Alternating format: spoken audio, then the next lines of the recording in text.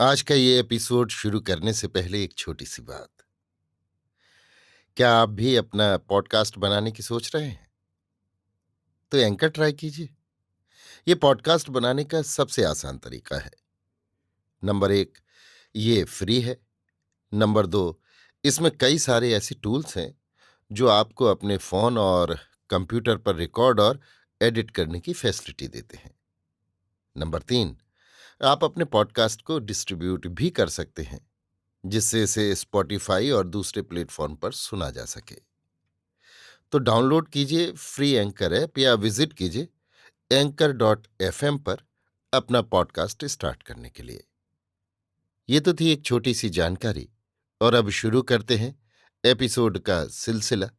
तो आज के एपिसोड में लीजिए सुनिए आचार्य चतुर्सेन शास्त्री के लिखे उपन्यास सोमनाथ के 110वें भाग लाल नजर को मेरी यानी समीर गोस्वामी की आवाज में।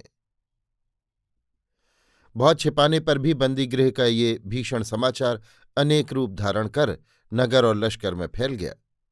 नगर में हाहाकार मच गया। लोगों ने कारोबार हाट बाजार सब बंद कर दिया।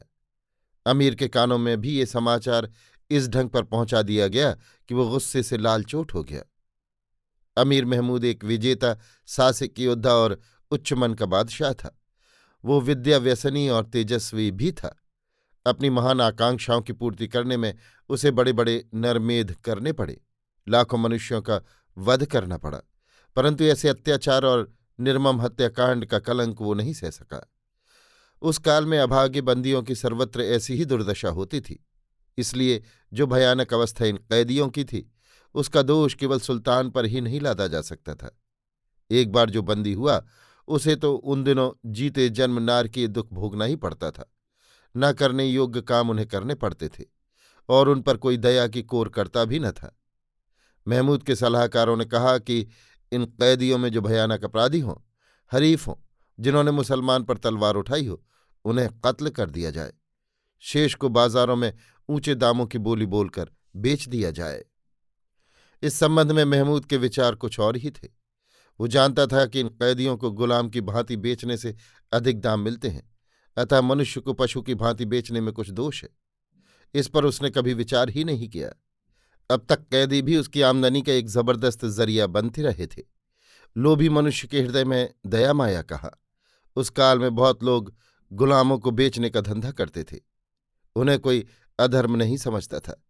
ऐसे मनुष्य टोली बांधकर हथियार बंद हो आरक्षित गांवों पर टूट पड़ते, और जो सामना करता उसे निर्दयता से मार काट कर युवकों युवतियों और रूपवती स्त्रियों को पकड़ चलते बनते, और उन्हें विदेशों में बेचकर खूब धन कमाते थे। इस कुकर्म को करते उन्हें तनिक भी दया माया नहीं उपजती थी। महमूद भी इसका अभ्यस्त था। कैदियों पर के अत्याचार उसे अत्याचार नहीं प्रतीत होते थे, परंतु इस बार जो घटना उसके कानों में पड़ी, उससे वो क्रोध से अधीर हो गया। उसने स्वयं बंदीगृह में जाकर अत्याचारों की जांच की।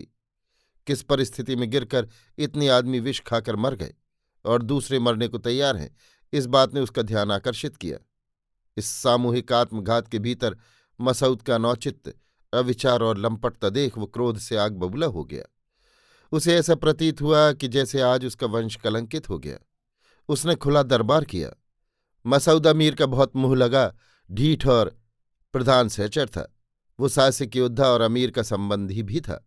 उसकी मर्यादा राजकुमार के रुतबे की थी। फिर भी अमीर ने मसऊद को क्षमा नहीं किया। उसने सब सेनापतियों, मंत्रियों, दरबारियों और सिपाहियों के सम्मुख उस पर अभियोग उपस्थित किया। अमीर ने पूछा, मसऊद, क्या ये सच है कि तूने उस औरत को बिना कसूर कोड़े लगवाए? हुजूर, उसने मेरी हुक्म उदूली की। क्या तूने उसे छुआ, उस पर बदनजर डाली? खुदाबंद, वो एक काफिर कैदी औरत है। क्या असमत फरोश, क्या तूने उसके खानदान का पता लगाया? जी हाँ, वो खंभात के बड़े सेठ की बेटी है। क्या उसकी शादी हो चुकी थी? जी। और उसका शौहर? वो शायद इसी पाटन का बाशिंदा है। तो तूने ये जानकर भी कि वो दूसरे की औरत है, तूने उस पर बदनजर डाली और उस पर हद दर्जे की बेरहमी की? मसऊद नीची नजर किए थरथर कांपता रहा। अमीर ने कहा, जंग जंग है, लेकिन बुग़्ज़ की वहां गुंजाइश नहीं, न बदनीयती की। खासकर जब एक जिम्मेदार सिपहसालार बुग़्ज़ रखे, पराई औरत पर बदनीयत रखे, उस पर जालिमाना हमला करे, तो उसका कसूर बहुत बढ़ जाता है।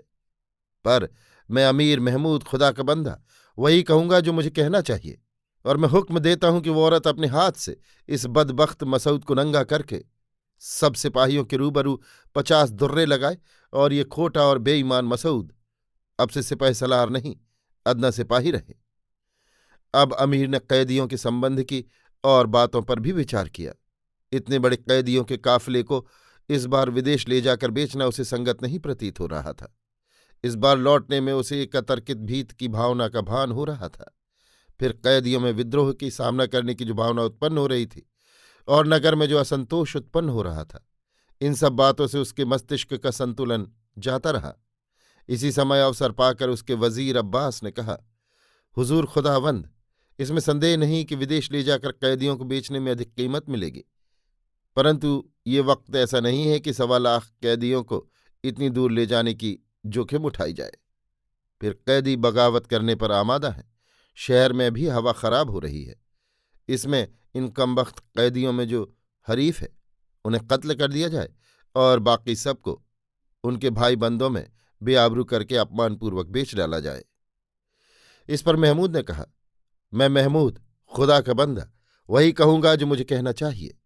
मैं हुक्म देता हूं कि वे सब बदबख्त कैदी जो फसाद पर आमादा हैं, और जिन्होंने शाही हुक्म की उदूली की है, और जिन्होंने इस्लाम के बंदों पर तलवार उठाई है, उनका कल सरेआम कत्ल कर डाला जाए, और बाकी सब गुलाम बोली की डाक पर बेच डाले जाएं। जो बिकने से बच रहे उन्हें गजनी की ओर बेचने के लिए रवाना कर दिया जाए। अमीर के इस हुक्म से लोगों के दिल दहल गए।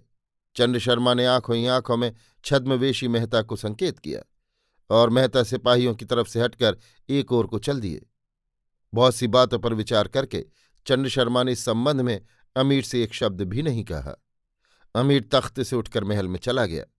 आज उसका मुंह भरे बादलों के समान भारी हो रहा था। अभी आप सुन रहे थे आचार्य चतुर्सेन शास्त्री के लिखे उपन्यास सोमनाथ के 110वें भाग लाल नज़र को मेरी यानी समीर गोस्वामी की आवाज में।